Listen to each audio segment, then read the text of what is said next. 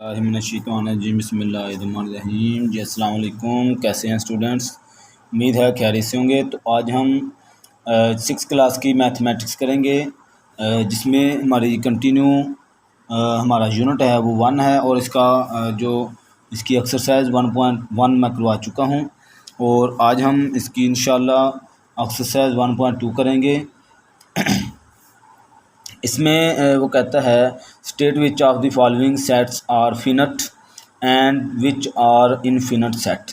वो कहते हैं आपने जो है फिनट और इनफिनट जो सेट है वो आपने यहाँ पे शनाख्त करनी है, वो हमने उनको बताना है। फिनट और इनफिनट सेट कौन से होते हैं, तो पहले मैं आपको इसके बारे में बता देता हूँ। तो फिनट सेट कौन सा होता है और इनफिनट सेट कौन सा होता है। वैसे यहाँ पे हमारी बुक में डेफिनेशन लिखी हुई है, a set that comprises a finite number of element is known as a finite set. यानी कि ऐसा सेट होता है जिसमें जैसे यहाँ पे मैं अगर आपको बताऊँ, ऐसा सेट होता है जिसमें मैं अगर 1 से शुरू करूँ 1 2 3 4, तो यानी कि फिनट की अगर मैं आपको उर्दू में बताऊं तो वो होता है महदूद।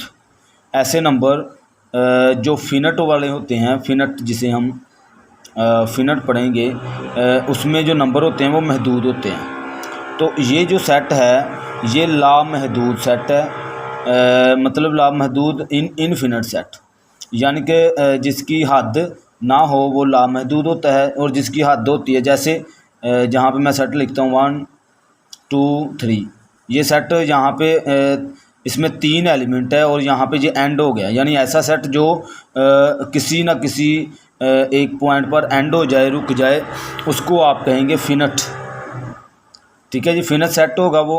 और ऐसा सेट जिसका हमें पता ही ना हो कि वो कहाँ पे जाके स्टॉप होगा, उसको हम कहेंगे इनफिनट सेट। ठीक है, इनफिनट का जो सिंबल होता है वो ये भी सिंबल होता है। ठीक है, इससे भी हम जो है इसको शो करते हैं जो इनफिनट का सेट होता है। ठीक है जी, तो हमने जस्ट शनाख्त करनी है इसमें, तो आपको इसलिए मैं जो है रजिस्टर पे आपको लिख के नहीं दिखा रहा, यहाँ पे आपने जस्ट इसको समझना है। देखें एन, वो कहता है नेचुरल नंबर है वो 1 2 3, आगे ये डॉट लगे हुए हैं, सो ऑन नंबर है। यानी कि इसका मतलब है कि हमें इसका ये नहीं पता कि ये कहाँ पे जाके रुकेगा, कहाँ पे जाके ये स्टॉप होगा। ठीक है जी, ये लामहदूद सेट है, इसलिए इसको आप कह सकते हैं कि ये इनफिनट सेट है। ठीक है जी, तो इसको आप लिखेंगे इनफिनट सेट। ठीक है जी, इसी तरह दूसरा सवाल है, इसमें होल नंबर है 0 1 2 3, आगे फिर यहाँ पे डॉटेड है, तो ये सो ऑन चलते जा रहे हैं, हमें पता नहीं ये कहाँ पे जाके स्टॉप होने हैं, तो ये भी क्या होगा, ये भी इनफिनट सेट होगा। ठीक है जी, आगे इसका ए, इसमें देखें 1 2 3 4 और 5, ये देखें इसमें सिर्फ एलिमेंट जो है वो 5 एलिमेंट है, तो ये 5 पे जाके रुक गया है। ठीक है, ये मज़ीद आगे जो सेट है वो नहीं चलता, यहाँ पे स्टॉप हो गया है। तो जो वो सेट जो स्टॉप हो जाए, महदूद हो, किसी ना किसी लास्ट नंबर पे रुक जाए, उसको आप फिनट कहेंगे। तो इसको आप कह सकते हैं कि ये फिनट नंबर है। ठीक है जी, आगे 20 का यहाँ पे देखें 0 1 2 3 सो ऑन 100, ये भी फिनट सेट होगा। क्यों होगा? क्योंकि ये 100 पे जाकर रुक गया है। दरमियान में जितने भी नंबर आते हैं तो कोई ऐसा इशू नहीं है। जो फिनट की डेफिनेशन है वो ये है कि उसका जो लास्ट पॉइंट है वो कहीं पे रुके, अगर रुक जाता है, स्टॉप हो जाता है, तो वो जो होगा फिनट होगा, और बाकिया जो होंगे वो इनफिनट हो गए। ठीक है, इसलिए इसको आप जो है फिनट कह सकते हैं। यहाँ पे C 1 10 100 1000 10,000, तो ये जितने भी नंबर हैं, चाहे तो ये 10,000 पे जाके रुक गया है, स्टॉप हो गया है, तो ये हमारा फिनट सेट होगा। ठीक है जी, the set of divisor of 20, वो कहता है ऐसा सेट बनाएं जो 20 का छठा हमारा इसका क्वेश्चन है। वो कहता है ऐसा सेट जो सेट ऑफ डिवीज़र ऑफ 20, वो कहता है ऐसा सेट बनाएं जो कि 20 का डिवीज़र हो। तो 20 पे हम देख सकते हैं कौन कौन सा जो नंबर डिवाइड हो सकते हैं। 2 हो सकता है, यहाँ पे 4 होता है, 5 होता है, इसी तरह 5 6 7 8 9 10 होता है इस पे डिवाइड, और इसके अलावा इस पे कोई भी डिवाइड नहीं होता। तो ये 2 4 5 और 10 ये जो सेट है ये the set of division number 20, ये 20 का सेट है। तो ये भी देखिए ये महदूद है, 10 पे जाके स्टॉप हो गया, इसके आगे मज़ीद ये हल नहीं होता है। ठीक है जी, तो इसको आप क्या लिखेंगे, फिनट सेट लिखेंगे। ठीक है जी, आगे इसका ई the set of factor of 15, वो कहता है ऐसा सेट बनाएं जो कि 50 का यहाँ पे देखें मैं 50 लिखता हूँ, इसके बनाने हैं हमने फैक्टर। ठीक है, तो ये किस किस फैक्टर वो होता है जिसमें हमने देखना ये किस टेबल में आता है। अगर मैं फैक्टर के लिए इसका अगर मैं एलसीएम भी ले लेता हूँ, जैसे कि ये 3 के टेबल में आता है, यहाँ पे 5 और 1, तो इसके फैक्टर बनेंगे 1 हो सकता है इसका फैक्टर, 3 और 5, 1 2 3। तो ये 3 नंबर का ये सेट है और ये 5 पे जाके स्टॉप हो जाता है। तो मैंने बताया जो नंबर कहीं पे जाके स्टॉप हो जाए वो फिनट सेट होगा। ठीक है जी, तो ये भी हमारा जो है क्वेश्चन नंबर 7 जो है ये भी फिनट सेट होगा। आगे एफ वाला यानी 8 question, the set of multiples of 2, वो कहता है ऐसा सेट बनाएं जो कि 2 का मल्टीपल्स हो। तो ये इसने कहीं पे स्टॉप होने के लिए नहीं कहा। तो f इक्वल टू अगर मैं मल्टीपल का सेट बनाऊं तो 2 1 ज़ार 2, 2 2 ज़ार 4, 2 3 ज़ार 6, 8 10 12, यानी कि ये जो है सेट स्टॉप नहीं होगा, क्योंकि उसने जस्ट हमसे कहा है कि the set of multiples of 2 के मल्टीपल्स का सेट बनाना है। तो ये तो ये पता ही नहीं है कि कहाँ पे जाके स्टॉप होना है, तो इसलिए आप इसको जो है वो लिख सकते हैं इनफिनिट। ठीक है जी, ये इनफिनिट सेट होगा। आगे इसका सॉरी 9 वाला, तो जी इक्वल टू है the set of odd number between 5 and 5000, चाहे 5000 आए हो या 50,000 हो या जितने भी नंबर यानी कि इसमें हो। अगर मैं ओड नंबर का सेट बनाता हूँ, यहाँ पे फ़र्ज़ कर लें ये जी है, इसके ये जी है, तो इसका अगर मैं सेट बनाता हूँ वो कहता है यहाँ पे the set of odd number between 5 and 5000। तो इसके दरमियान में मैं अगर 5 का सेट शुरू करता हूँ, इसके दरमियान में बनाना है, तो ये यहाँ पे 7 आएगा, 7 9 9 को 11 13 ऐसे सोन 5000 तक। तो 5000 में लास्ट में हमारा जो ओड नंबर आ जाएगा वो 5999। तो ये जो है हमारा अपना उसे कहते हैं ओड नंबर का सेट होगा। तो ये देखिए यहाँ पे जाके स्टॉप हो गया, तो ये होगा फिनट सेट। ठीक है जी, इसी तरह इसका a set of single digit whole number, वो कहता है ऐसा सेट जो सिंगल डिजिट का होल नंबर हो, उसको आप क्या कहेंगे, सिंगल डिजिट का होल नंबर, उसको भी आप जो है फिनट कहेंगे, क्योंकि सिंगल डिजिट है, एक नंबर डिजिट तक, यानी सिंगल डिजिट तक मतलब कहाँ तक होगा, यानी 0 से शुरू होकर 1 2 3 4 5 6 7 8 9 बस। चूँकि उसने सिंगल डिजिट कहा है, अगर डबल डिजिट मैं लिखूँगा फिर आगे 10 आ जाएगा। ठीक है, आगे फिर 100 चलता जाएगा। तो सिंगल डिजिट कहने की वजह से तो 9 तक ये होल नंबर मैं लिखूँगा और इसको मैं लिखूँगा फिनट। ठीक है जी, ये भी जो है फिनट का सेट होगा। आगे इसका क्वेश्चन नंबर 2 करेंगे।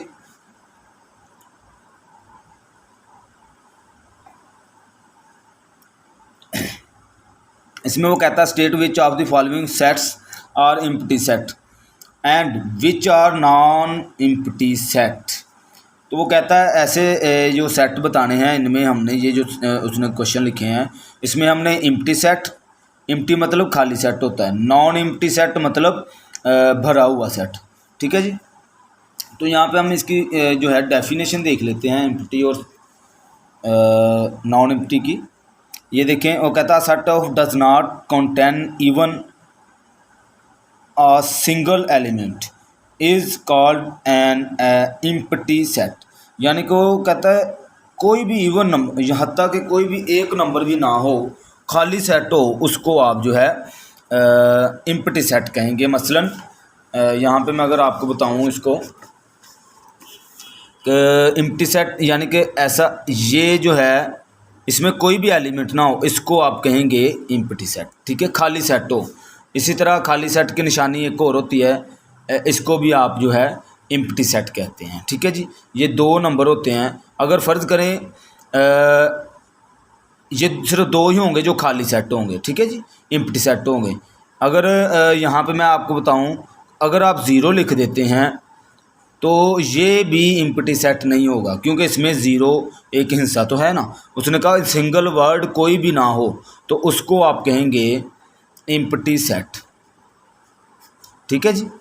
और नॉन एम्प्टी वो होगा जिसमें कम से कम वन या ज़ीरो भी होगा, तो उसको आप जो है नॉन एम्प्टी सेट कहेंगे, यानी कि भरा हुआ, जिसमें कोई ना कोई एलिमेंट होगा लाजमी। ठीक है, तो चलते हैं यहाँ पे। कहता है a set of whole numbers less than one. वो कहता है कि ऐसा सेट बनाएं जिसके whole number less than one से लेस हो, ऐसा सेट बनाएं। तो वो बताएं क्या होगा, एम्प्टी सेट होगा या नॉन एम्प्टी। तो फ़र्ज़ कर लें होल नंबर को W से शो करते हैं, तो यहाँ पे मैं लिखता हूँ वन से लेस क्या होगा, होल नंबर में ज़ीरो ही होगा। तो ये देखें यहाँ पे, तो ये होगा non empty set, non empty set, क्योंकि इसमें कम से कम एक एलिमेंट तो है, कोई ना कोई वर्ड तो है, तो इसको आप जो है नॉन एम्प्टी सेट कहेंगे, एम्प्टी खाली सेट नहीं कहेंगे। इसमें एक एलिमेंट है, सेट खाली सेट वो होगा जिसमें कोई भी एलिमेंट ना आए। आगे दूसरा, a set of natural numbers between 5 and 6। 5 और 6 के दरमियान में वो कहता है नेचुरल नंबर का सेट क्या कहलाता है, एम्प्टी या नॉन एम्प्टी। मुझे बताएं कि 5 और 6 के दरमियान में कौन सा ऐसा नंबर आता है जो नेचुरल नंबर, इसमें इसके दरमियान में कोई भी नहीं आता, क्योंकि 5 के फ़ौरन बाद 6 आ जाता है। तो अगर मैं नेचुरल नंबर का सेट बनाता हूँ तो वो खाली सेट बनेगा, क्योंकि इसके दरमियान में कोई लफ्ज़ कोई भी वर्ड नहीं आता 5 और 6 के दरमियान में, तो खाली सेट होगा। तो खाली सेट को आप जो है इंग्लिश में एम्प्टी कहते हैं। एम्प्टी मतलब भी खाली होता है। ठीक है जी। इसी तरह तीसरा इसका कहता है the set of divisors of 10 which are greater than 5। वो कहते हैं कि 10 के डिवीज़र बताएं, मतलब 10 के ऊपर ऐसे नंबर बताएं जो कि 10 के ऊपर डिवाइड हो जाएं। ठीक है, और 10 पे कंप्लीट, जो ग्रेटर दैन 5 से ग्रेटर हो, वो हमने बताने हैं जो 10 के ऊपर डिवाइड हो जाए। तो 10 के ऊपर डिवाइड होने के लिए 5 से ऊपर कौन सा नंबर हो सकता है, ग्रेटर दैन 5, 6, 7, 8, 9, 10 खुद हो सकता है तकरीबन जी। तो ये 10 है, तो 10 के ऊपर आपको पता है 5 के ऊपर सिर्फ 10 ही आता है जो 10 के ऊपर हम डिवाइड कर सकते हैं। तो ये कट करें तो हमारे पास 1 आएगा। तो चूँकि 1 आ गया है, यहाँ फिर 10 भी आ गया है, फ़र्ज़ कर लें यहाँ पे एक सेट है, इसके ऊपर 10 ही हम डिवाइड कर सकते हैं। तो जो 10 है ये खाली सेट नहीं होगा, तो ये नॉन एम्प्टी सेट होगा। ठीक है जी, नॉन एम्प्टी सेट। आगे the set of multiples of 3 which are greater than 9 and less than 13। वो कहता है कि सेट ऑफ मल्टीपल्स 3 के सेट के मल्टीपल्स बनाएं, यानी कि 3 मल्टीपल्स के सेट बनाना है हमने जो कि 9 एंड लेस दैन 13, 9 और 13 के दरमियान में जो है नंबर आए। अब 9 और 13 के दरमियान में एक ही नंबर आता है। फ़र्ज़ करें एक सेट है, फ़र्ज़ कर रहा हूँ 3 और 3 वन ज़ा 3, 3 टू ज़ा 6, 3 3 ज़ा 9, वो कहता है 9 भी ना हो, आगे कहता है 3 4 ज़ा 12। तो 12 नंबर ऐसा आता है जो 3 से 3 के मल्टीपल्स में आता है, और 9 और 13 के दरमियान में भी, बिटवीन में भी आता है। तो ये खाली सेट तो नहीं होगा ना, फिर इसमें एक एलिमेंट है, तो इसको आप लिखेंगे नॉन एम्प्टी सेट। ठीक है जी। आगे इसका 5 the set of multiples of 2 which are greater than 20। वो कहता है 2 के मल्टीपल्स लिखें जो कि 20 से ग्रेटर हो, बड़े हों।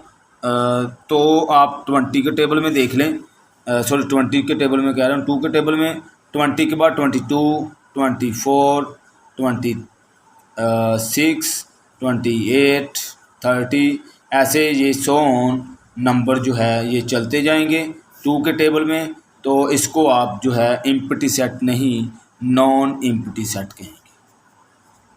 ठीक है जी। आगे इसका 6 वाला question, the set of factor of 8 which are greater than 8। वो कहता है 8 के फैक्टर बनाएं, जैसे हमने पीछे एक क्वेश्चन किया था उसका फैक्टर बनाए थे। तो अगर मैं इसके फैक्टर बनाता हूँ, वो कहता है जो कि 8 से ग्रेटर हो।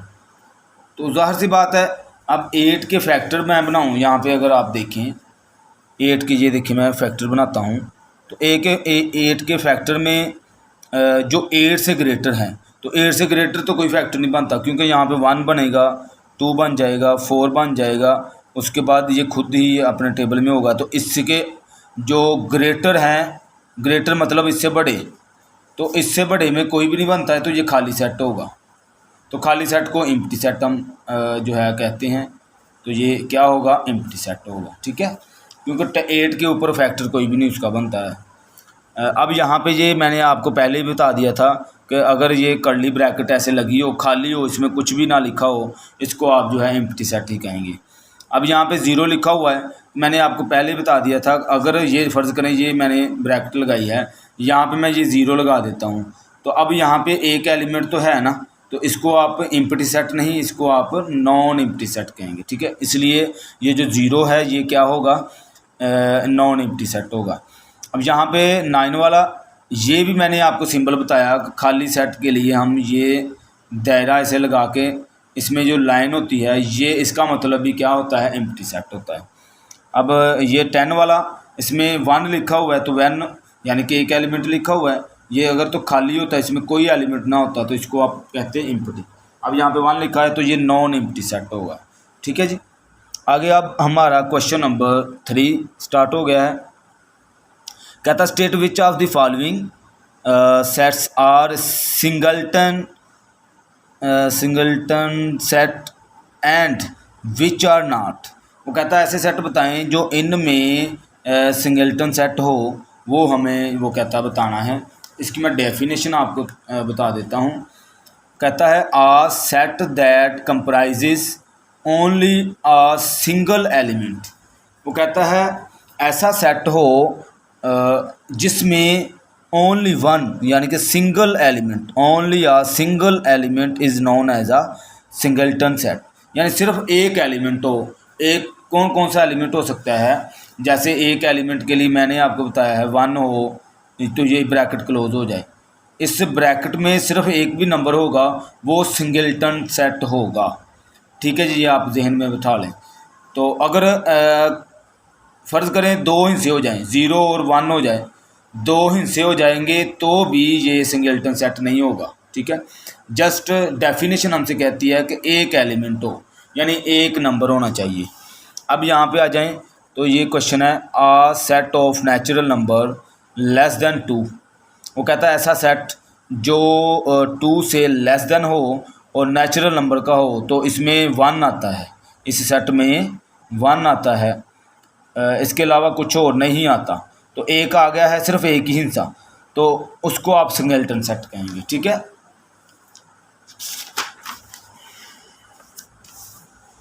यहाँ पे साथ साथ हम जो है इसका सॉल्यूशन करते जाते हैं।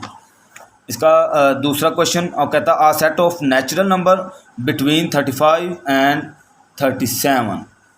तो देखें वो कहता है 35 और 37, इसके दरमियान में वो कहता है अगर नेचुरल नंबर आता है तो वो बताएं सेट क्या होगा। तो आपको पता है 35 के बाद 36 आता है, तो एक नंबर आया है, तो ये जो सेट बनेगा वो सिर्फ़ और सिर्फ 36 का बनेगा। ये सेट है जी 36 का, तो इसको आप सिंगलटन सेट ही कहेंगे। ठीक है जी।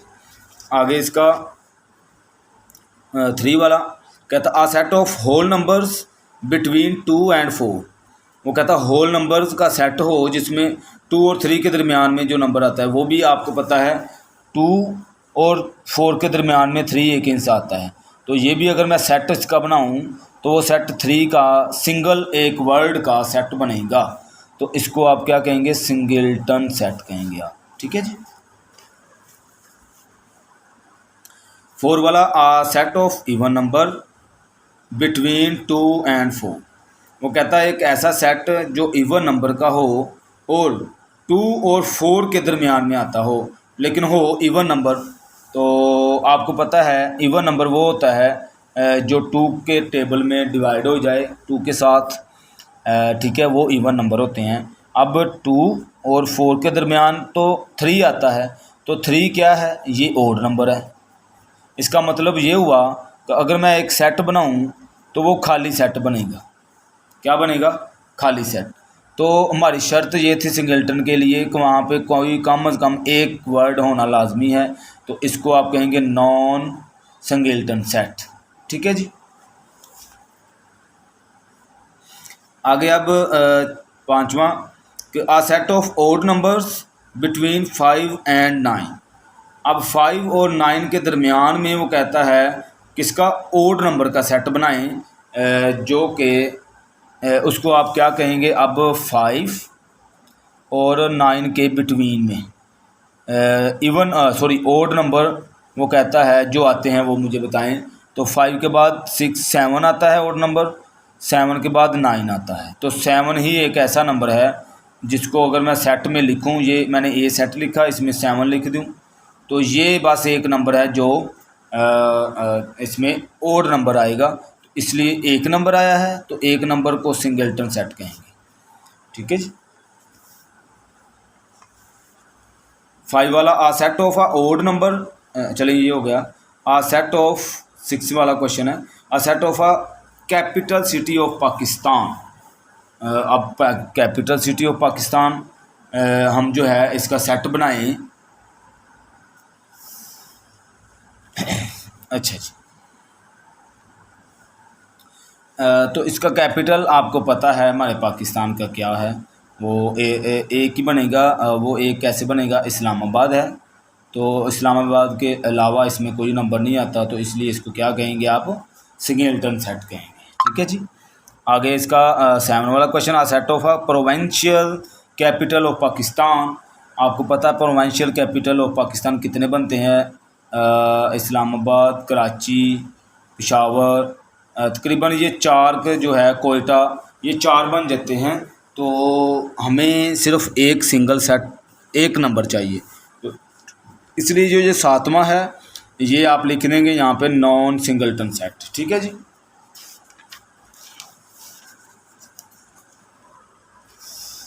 अच्छा जी।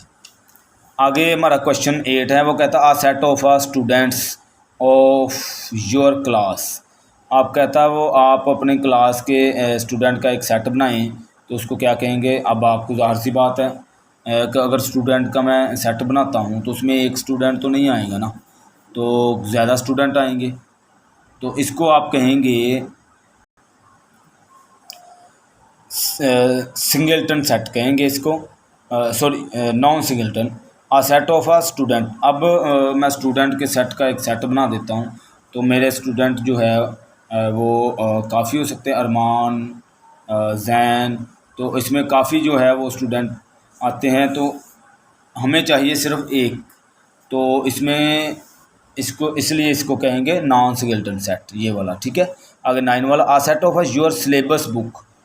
अब सिलेबस बुक का भी जो सेट अगर मैं बनाऊँ तो वो भी नॉन सिंगल्टन होगा, क्योंकि उसमें एक बुक तो नहीं आएगी ना। ठीक है जी। अब आगे a set of the respected teachers who teach you during a particular period. जो पर्टिकुलर पीरियड लेते हैं उसका एक, जैसे मैथ का जो टीचर है आपका, मैथ का टीचर, वो मैथ का ही टीचर ही होगा। ठीक है। उसके लिए जैसे मैं अपनी क्लास में एक टीचर हूँ यहाँ पे, तो वो मैं मैथ का टीचर हूँ, तो मैथ के टीचर के लिए मेरा ही पीरियड होता है, इसलिए ये सिंगल एक नाम आएगा यहाँ पे। तो इसको भी आप जो है सिंगल्टन सेट कहेंगे, क्योंकि इसमें एक ही नाम आएगा। ठीक है। इंग्लिश वाला जो टीचर है वो इंग्लिश वाला टीचर ही उसका एक नाम आएगा। ठीक है जी। तो ये थी जी हमारी एक्सरसाइज 1.2 जो कंप्लीट हो चुकी है। तो उम्मीद है इस एक्सरसाइज की ये आपको अच्छे से समझ आई होगी। बाकी अगर फिर भी मज़ीद इसके रिलेटेड कोई आपको क्वेश्चन हो, कुछ पूछना हो, तो आप पूछ सकते हैं। मेरे चैनल को सब्सक्राइब करें ताकि ज़्यादा से ज़्यादा इससे आप जो है फ़ायदा उठा सकें। हमारे दोस्तों में इसको शेयर करें ताकि वो भी जो है आफाक सिलेबस के हवाले से कोई भी क्वेश्चन है तो वो क्लियर कर सकें। बहुत शुक्रिया जी। अल्लाह हाफिज़।